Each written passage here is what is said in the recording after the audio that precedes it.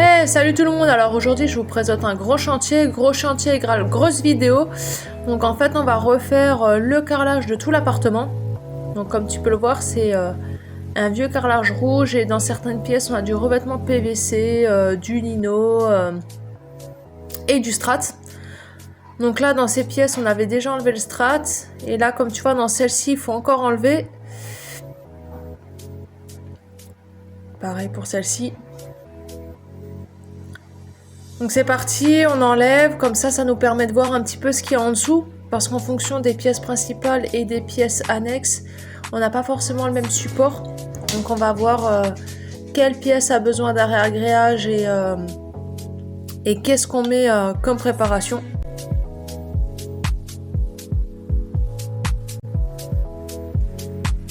Donc comme tu vois là dans les deux chambres, enfin même dans les trois chambres, on va faire un réagréage pour rattraper le niveau de l'ancien carrelage des pièces principales. Ça va nous permettre en fait de faire une continuité visuelle de carreaux d'une pièce à l'autre. Donc là c'est parti, on va poser le primaire. Alors bien sûr on a bien dépoussiéré, bien préparé la pièce, mis de la mousse polyuréthane pour les éventuels trous qu'il peut y avoir en bas des cloisons. Et là c'est parti, hein. Une fois que tout est sec, tout est prêt, on prépare notre réagréage pour pouvoir l'appliquer. Pour l'application du réagréage, j'utilise une petite spatule crantée pour l'aider un petit peu à se placer. Et après, vu qu'il est auto-nivelant, il va venir se placer de lui-même correctement. Ensuite, tu utilises un débuleur pour éviter le phénomène de micro-bullage lors du séchage. Et voilà, t'as un réagréage tout lisse. Ensuite, on a commencé le calpinage parce qu'il fallait savoir comment on allait entrer dans les autres pièces et surtout comment on allait partir. Nous, on a choisi de se concentrer sur le couloir pour que quand tu rentres dans l'appartement, tu aies un carreau centré sur le toilette et ensuite ton retour à 90 degrés qui part du coup sur le salon.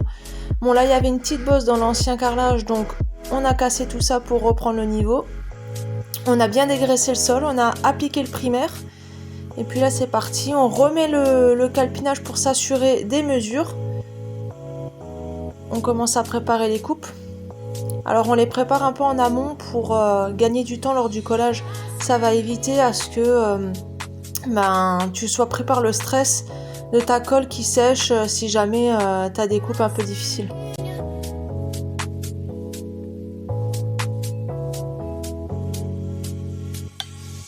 Donc là je m'assure que tout soit bien de niveau, je réajuste mes petites coupes avant de commencer le collage. Et puis il n'y a plus qu'à.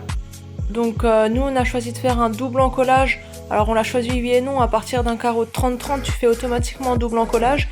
Tu fais bien attention que tes stries soient toujours dans le même sens pour pas avoir, pour pas coincer en fait l'air sous le carreau. Et donc là on commence par les côtés latérales parce que du coup sinon tu n'arrives pas à enfiler cela à cause du carreau central. Et donc c'est parti, t'ajustes bien parce que ton départ c'est le plus important quand même. Et ensuite tu continues au fur et à mesure.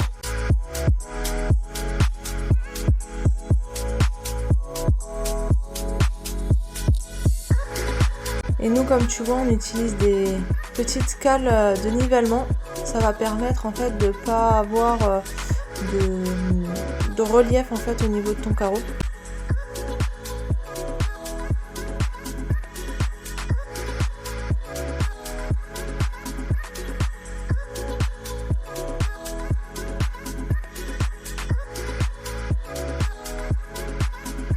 Alors tu laisses bien sécher 24 heures tes carreaux et là tu viens enlever tes cales.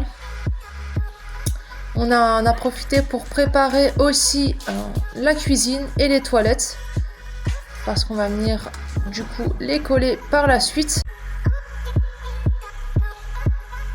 Alors on s'est fait une petite pièce spéciale découpe pour éviter de mettre de la poussière partout. Et là c'est parti, alors ça c'était le côté le plus chiant, passer les carreaux sous les pieds de la cuisine. Alors pourquoi on a fait comme ça? Parce que si un jour, on ne sait pas pourquoi, la cuisine est enlevée, il n'y aura plus qu'à faire la découpe du fond. On n'aura pas besoin de changer forcément tout le carrelage, il y aura les chutes qui resteront à la fin de chantier, qui permettront de faire le raccord si besoin. Donc là pareil, hein, la continuité de la cuisine qui donne sur la petite buanderie derrière.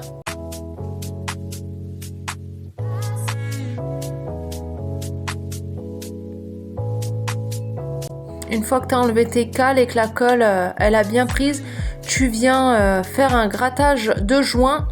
Alors pourquoi? C'est pour enlever les excédents de colle et ce genre de choses. Bien nettoyer tes carreaux. Ça te permettra quand tu viendras jointer ton carrelage de ne pas avoir de différence de couleur au niveau de ta finition et de ton collage.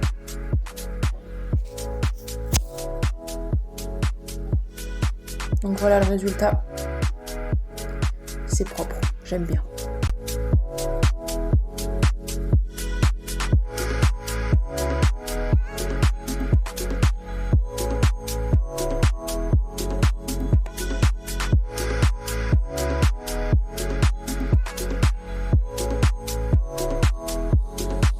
Une fois qu'on a fini toute la partie avant de l'appartement, je décide de le jointer. Ça va nous permettre de marcher correctement sans abîmer le carrelage et surtout de pouvoir basculer les affaires. Donc voilà, on a pris un petit joint carrelage gris clair qui s'allie très très bien avec la couleur du carreau. Ensuite, on repose tout ce qui est éléments de l'appartement, le toilette, la machine à laver et le lave-vaisselle. On remonte tout ce qui est porte de placard. Donc c'est parti, on règle, on refait des découpes pour l'ajustement. Vu qu'on a rehaussé avec notre carreau, il faut réajuster les portes. Bien faire attention aux carreaux qu'on vient de placer. Donc on prend bien soin de prendre le temps de faire nos trous pour éviter d'éclater le carreau.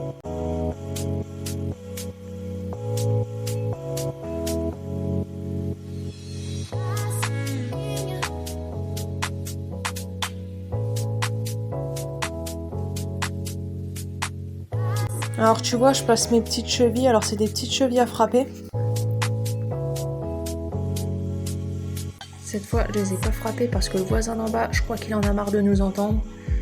Ensuite, on vient bien tester le niveau. On teste les portes. Et le tour est joué.